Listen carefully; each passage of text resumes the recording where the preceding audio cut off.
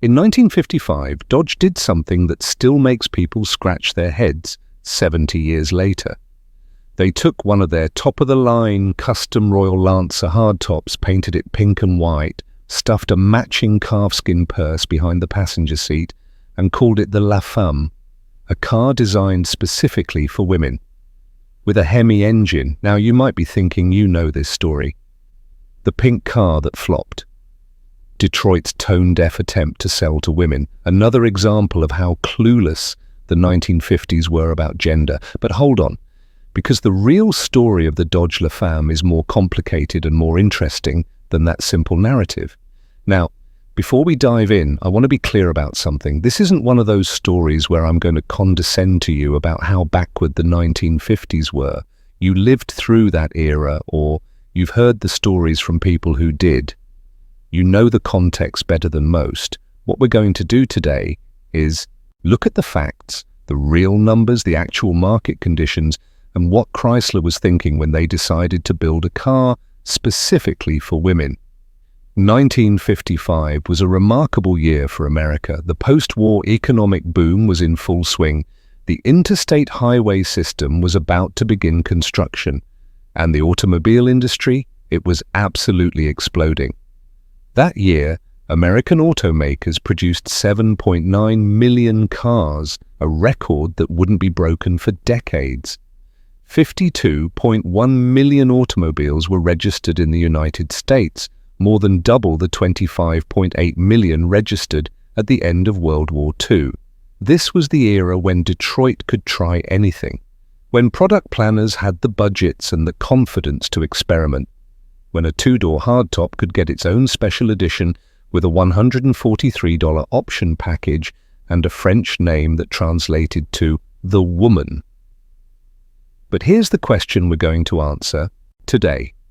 Was the La Femme a bold stroke of marketing genius that was simply ahead of its time? Or was it a tone-deaf disaster that proves you can't just slap pink paint on something and call it market research? The answer, as you might expect, is complicated. Section 1. The birth of an idea, show cars, and corporate thinking. The La Femme didn't start with market research or focus groups.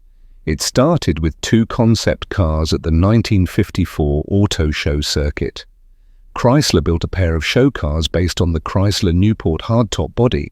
They were called Le Comte and La Comtesse, French for the Count and the Countess. Both featured clear plastic roofs over the entire passenger compartment, which was quite the spectacle in those days. Le Comte wore masculine colors, black and bronze. La Comtesse was painted in dusty rose and pigeon gray. The cars generated positive buzz at the shows. People liked them. And somewhere in the offices at Chrysler headquarters, someone had an idea. The marketing department had been noticing something interesting. More women were getting involved in the car buying process. Not just picking the color while their husbands made the real decisions, but actually influencing which model the family would buy. This wasn't just speculation. Women's workforce participation was climbing. The war had changed things. By 1955, the economic boom meant more families could afford two cars. The demographics were shifting in ways that would transform American society over the next 2 decades. So Chrysler made a decision. They would task Dodge to create a production version of La Comtesse. It would be called La Femme, and it would be marketed as a car designed specifically for women. Now, here's where we need to be honest about what this was and wasn't. This wasn't a serious market study. Chrysler didn't conduct extensive research into what women actually wanted in a car. They didn't survey thousands of female drivers or test different concepts. What they did was take a show car that got good reactions, productionize it, and hope for the best. The project landed on Dodge's plate. They chose the custom Royal Lancer two-door hardtop as the base. This was Dodge's top-of-the-line model for 1955. Their premium offering with all the bells and whistles. The base price was $2,370. The La Femme package would add $143 to that, bringing the total to $2,513. To put that in perspective, that's roughly $29,500 in today's money. Not cheap, but not outrageous for a fully loaded premium hardtop from a major manufacturer. Section 2. What you actually got. The 1955 specifications. Let's talk about what you were buying if you ordered a La Femme in 1955. The exterior came in a two-tone combination of sapphire white and heather rose. Now, let's not dance around it. Heather rose was pink. A soft, dusty pink, but pink nonetheless. The gold-colored La Femme script replaced the standard, custom Royal Lancer badges on the front fenders. There was additional La Femme script on the glove compartment, but remember, this was 1955. Pink cars weren't as unusual as you might think. Two-tone paint schemes were everywhere, pastel colors were in fashion. The La Femme's paint job was distinctive, but it wasn't from another planet. The interior is where things got interesting. Dodge used a special tapestry material featuring pink rosebuds on a pale silver-pink background. The vinyl trim was pale pink. The seats were upholstered in what they called orchid jacquard fabric, with gold quarter-grain trim. It was feminine, no question about it. But here's what often gets left out of the story. The quality was genuinely high. These weren't cheap fabrics. The fit and finish was proper Chrysler premium work. Now we get to the accessories, and this is where things get truly fascinating from a historical perspective. Behind the front passenger seat was a compartment containing a keystone-shaped pink calfskin purse. This wasn't some cheap promotional item. It was designed and manufactured by Evans Case Company of North Attleboro, Massachusetts, a respected maker of fine accessories. The purse featured a large brushed metal medallion that could be engraved with the owner's name. Inside the purse was a coordinated set, a face powder compact, a lipstick case, a cigarette case, a comb, a cigarette lighter, and a change purse. All made from either faux tortoiseshell plastic with gold-tone metal or pink calfskin with gold-tone metal. According to period sources, guards were eventually posted on the Dodge assembly line when La Femmes were being built because the stacks of fine quality cardboard boxes containing these accessories were prime targets for theft. That tells you something about the quality. Behind the driver's seat was another compartment containing a complete rain ensemble, a vinyl raincoat, rain bonnet, and umbrella, all made from vinyl patterned to match the rosebud interior fabric. These weren't afterthoughts. They were properly manufactured accessories that coordinated with the car's design. Section 3. The mechanical reality. This was a real automobile. Here's something that often gets lost in discussions about the La Femme. Underneath all that pink and those accessories, this was a legitimate automobile with serious credentials. The La Femme was powered by Dodge's 270 cubic inch Super Red Ram Hemi V8 engine. That's right, a Hemi. This was one of the earliest Hemi engines, part of Chrysler's firepower family. The engine featured overhead valves and a Carter 4-barrel carburetor. Depending on the specific configuration, it produced between 183 and 193 horsepower at 4,400 RPM. Now, I know what some of you are thinking. 193 horsepower doesn't sound like much today. But in 1955, that was respectable power. The car weighed 3,675 pounds, and that Hemi moved it with genuine authority. This wasn't some underpowered secretary special. The transmission was Chrysler's PowerFlight 2-speed automatic. The wheelbase was 120 inches. Overall length was 212.1 inches. It rode on a proper full-frame chassis with coil spring front suspension and leaf springs in the rear.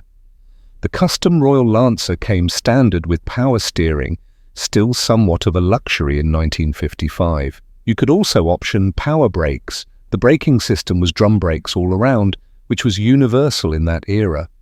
The fuel economy, well, nobody cared much about that in 1955, but you were probably looking at somewhere around 12 to 14 miles per gallon in normal driving. Here's a detail that really drives home what this car was. At least 4 1956 La Femmes were ordered with the D500 engine option. The The D500 was Dodge's performance package, a 315 cubic inch Hemi that produced 320 horsepower. Some sources indicate there was even a Super D500 with dual 4-barrel carburetors producing 340 horsepower. Think about that. Somebody ordered a pink car with rosebud upholstery and a matching purse, and then checked the box for 320 horsepower. That's either the best joke in automotive history or proof that performance and femininity weren't mutually exclusive concepts in someone's mind. The car handled like most mid-1950s Detroit iron. The steering had plenty of play in it. The ride was soft and compliant. The bench seats were deep and comfortable. It wasn't a sports car, but it wasn't trying to be. It was a premium American hardtop that happened to be pink. Section 4. The marketing campaign and what it revealed. The marketing materials for the La Femme are fascinating documents. The dealership brochures were threefold single sheets with the tagline, "By special appointment to Her Majesty, the American Woman." The copy described the car as being designed in mood and manner for the discriminating modern woman. Note those words. Discriminating. Modern. This wasn't marketed as a cute car for housewives who didn't know anything about automobiles. The language tried to position it as a sophisticated choice for women who appreciated fine things. But here's where the marketing strategy reveals a fundamental disconnect. Dodge never really promoted the La Femme with the same energy they gave to their performance models. The Chrysler 300 letter series got big advertising campaigns. The Plymouth Fury got attention. The DeSoto Adventurer was heavily promoted. But the La Femme, it got its brochures and a few print ads, and that was about it. Even more telling, many Dodge dealerships never received a demonstration La Femme for their showroom. Think about that. You're trying to sell a special edition package, and most dealers don't even have one to show customers. Some automotive historians believe this was the primary reason for low sales. If people couldn't see it, they couldn't buy it. But I think there's something deeper going on. Chrysler seems to have been hedging its bets. They created the La Femme, but they didn't commit to it fully. It's as if they were testing the waters, but were ready to quietly let it disappear if it didn't work. Section 5. The market response. The numbers don't lie. So how did it sell? Not well. Production numbers for the La Femme are somewhat difficult to pin down because it was an option package rather than a standalone model. The cars were included in the total custom Royal Lancer production numbers, but based on careful research by automotive historians and the number of surviving vehicles, we can make reasonable estimates. In 1955, approximately 1,500 La Femmes were built. In a year when Dodge produced 313,000 total vehicles and 89,250 custom Royal models, 1,500 La Femmes represent a tiny fraction. That's less than 2% of custom Royal production and less than 0.5% of total Dodge production. By any measure, this was a disappointment, but Dodge didn't give up immediately. Section 6, the 1956 update, doubling down or damage control. In what might seem like a surprising move, Dodge brought the La Femme back for 1956. But there were changes, significant ones. The exterior color scheme changed from sapphire white and heather rose to misty orchid and regal orchid. In plain English, they went from pink and white to shades of lavender and purple. It was still distinctly feminine, but slightly less pink. The interior received a complete overhaul. The 1956 interior didn't just modify the 55 design, it was entirely new. The seat coverings were made of a heavy white cloth with random, organic-seeming patterns of short lavender and purple loops, similar to loop pile carpeting. The headliner was heavy white fabric with many tiny random splashes of gold paint. The carpeting was loop pile in several shades of lavender and purple. The materials were unique and, by all accounts, extremely difficult to reproduce today. restorers struggle to find anything that matches the original fabrics. Here's a significant change. The pink calfskin purse was dropped for 1956. The compartment behind the passenger seat was removed. Both seatback compartments now held identical rain gear sets, the raincoat, rain cap, and umbrella. The accessories were still there, but the purse and its contents were gone. There's also evidence that Dodge sent letters to dealerships claiming the La Femme had been a stunning success in 1955. This is corporate spin at its finest, or perhaps most desperate. The sales numbers didn't support the claim. Production in 1956 dropped to approximately 1,000 units. Combined with the 55 production, that gives us a 2-year total of about 2,500 La Femmes built. After 1956, the La Femme disappeared. Dodge dropped it for 1957 and never revisited the concept. The experiment was over. Section 7. Survival and collectability. Where are they now? Here's where the story gets interesting for collectors. Of the estimated 2,500 La Femmes built over 2 years, only about 40 examples of the 1955 model are known to exist today. For the 1956, it's even fewer, only about 20 known survivors. Think about that survival rate. We're talking about less than 3% of the original production still around. For comparison, many other 1950s Chrysler products have much higher survival rates. Why so few? Several reasons. First, the low production meant they were never common to begin with. Second, for many years, these cars were viewed as embarrassments, oddities that people weren't eager to preserve. The pink paint and feminine accessories made them targets for modification. Many were repainted, had their interiors redone, and lost their special features. It wasn't until the collector car market matured and people started appreciating automotive oddities that the La Femme gained respect. Current market values are interesting and somewhat all over the map. A project car, meaning one that needs significant restoration, sold on Bring a Trailer in January 2024 for $13,850. That's remarkably affordable for such a rare car, but it reflects the amount of work needed. On the higher end, an unrestored example with just over 20,000 original miles sold at Sotheby's in 2015 for $29,700. The top-selling custom Royal Lancer brought $37,400 at a Mecum auction in 2021.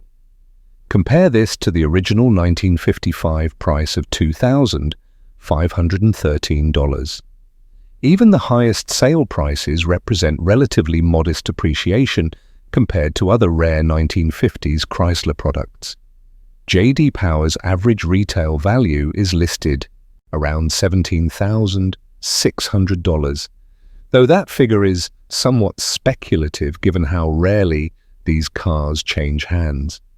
The relatively modest values tell you something. Rarity alone doesn't make a car valuable. The La Femme is genuinely rare, but it's not as sought after as you might expect for such low production numbers. The market for them is limited, perhaps because the whole concept still makes some collectors uncomfortable. Section 8. Why did it fail? The real reasons. So let's address the central question. Why did the La Femme fail? There are several theories, and the truth probably involves all of them to some degree. Theory 1. Poor distribution. Many Dodge dealerships never received a demonstration model. If potential buyers couldn't see it, they couldn't be convinced to buy it. This is probably the most charitable explanation, and there's truth to it. Theory 2. The husband problem. In 1955, even if women were gaining influence in car purchases, most families still had the husband as the primary decision-maker, or at least had to reach agreement. A lot of men simply weren't going to drive around in a pink car, even if it was technically their wife's car. Family vehicles needed to work for both spouses. Theory 3. Single women weren't the market. The La Femme was priced as a premium car at $2,513. Single women with that kind of disposable income were a very small demographic in 1955. Most women who could afford a La Femme were married, which brings us back to the husband problem. Theory 4. Women wanted different things. This might be the most important factor, what women actually wanted in a car. If you could generalize about half the population, wasn't pink paint and a matching purse. Women who were driving regularly needed practical vehicles. If a woman had children, she needed a station wagon with room for groceries and space for carpool duty. If she didn't have children but was working, she needed reliable, economical transportation. The La Femme offered neither of these things. The accessories tell the story. A calfskin purse with a compact and a cigarette case, that's not what a working woman or a mother needed. A rain ensemble that matched the upholstery. Charming but not useful, the whole package felt like it was designed by men who thought they understood what women wanted rather than designed based on what women actually needed. Theory 5. The concept was fundamentally flawed. Here's the uncomfortable truth. The idea of a car for women, based primarily on aesthetics and accessories, might have been a bad idea from the start. Women didn't need a special car. They needed access to the same cars men were buying. They needed to be taken seriously as buyers. They needed salesmen who would talk to them about engines and handling, not just about matching purses. I think the real answer combines all of these factors. But at the core, Chrysler mistook public interest in a show car for market demand for a production vehicle. They took positive reactions to La Comtesse, a concept car at an auto show, and assumed women would want to buy and drive something similar every day. Those are very different things. Section 9. The legacy, what it actually accomplished. Now, before we write off the La Femme completely, let's talk about what it did accomplish. First, it opened the door for the broader use of pastel colors and distinctive interiors in American cars. The two-tone interiors and bright exterior colors that became common in the late 1950s, you can trace some of that acceptance back to experiments like the La Femme. Pink Cadillacs became status symbols for entertainers. Elvis Presley and Bruce Springsteen both owned them. Those wouldn't have happened without cars like the La Femme normalizing the colors. Second, it proved that women were a market segment worth considering, even if Dodge hadn't figured out the right approach. Other automakers paid attention. They didn't make more pink cars with matching purses, but they did start thinking about female buyers in their marketing and product planning. The lessons learned from the La Femme's failure were probably more valuable than if it had succeeded. Third, it gave us one of the most interesting footnotes in 1950s automotive history. The La Femme is genuinely fascinating as a cultural artifact. It tells us something about 1955 America.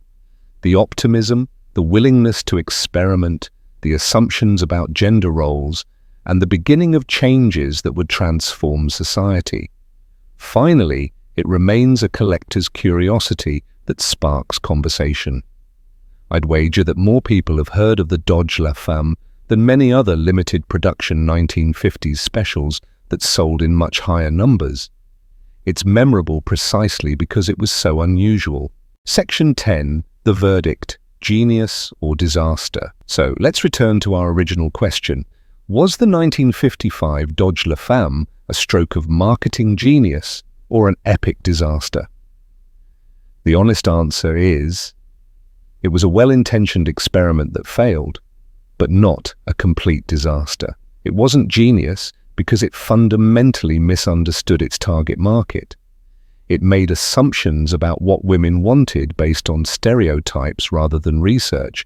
It failed to deliver practical value that would justify the premium price, and it wasn't promoted or distributed effectively even within its own dealer network. But it wasn't a total disaster because Chrysler's investment was relatively limited. The La Femme was an option package, not a standalone model. The development costs were modest. When it became clear it wasn't working, they could and did simply discontinue it. No factories had to be retooled, no massive inventories had to be cleared. They tried it for 2 years, it didn't work, and they moved on. The real disaster would have been if Dodge had learned nothing from the experience. But they did learn, the broader industry learned, future attempts to market to women, and there would be many, took different approaches, sometimes better approaches, sometimes worse, but different. From our vantage point, 70 years later, the La Femme looks simultaneously charming and cringe-inducing. The rosebud upholstery and matching purse seem patronizing, but the quality of the car itself, the Hemi engine, the solid construction, the premium features, those were real. Dodge at least respected women enough to give them a well-built car, even if they didn't understand what women actually needed from it. The La Femme represents 1950s America in all its contradictions, prosperity and experimentation, mixed with rigid gender assumptions, a willingness to try new things tempered by an inability to truly understand half the population. The 1955 Dodge La Femme stands as one of the automotive industry's most fascinating experiments, a car that tells us as much about what Detroit got wrong as what it got right. Approximately 2,500 were built over 2 model years. Today, perhaps 60 examples survive in total. They're rare, they're interesting, and they're increasingly appreciated for what they represent in automotive and cultural history. If you were one of the people who bought a La Femme new, or if you knew someone who did, I'd love to hear about it in the comments. What was it like? How was it received? Did the owner actually use the purse and the rain gear? And perhaps most interesting, who actually drove it in your family?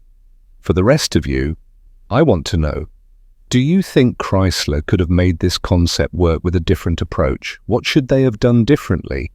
And would you want one of these in your garage today? If you enjoyed diving into this piece of automotive history with me, please hit that like button and subscribe to the channel. We've got more deep dives coming into the cars you remember from back in the day, the ones that succeeded, the ones that failed, and the ones that did a little of both. Thanks for watching, and I'll see you in the next one.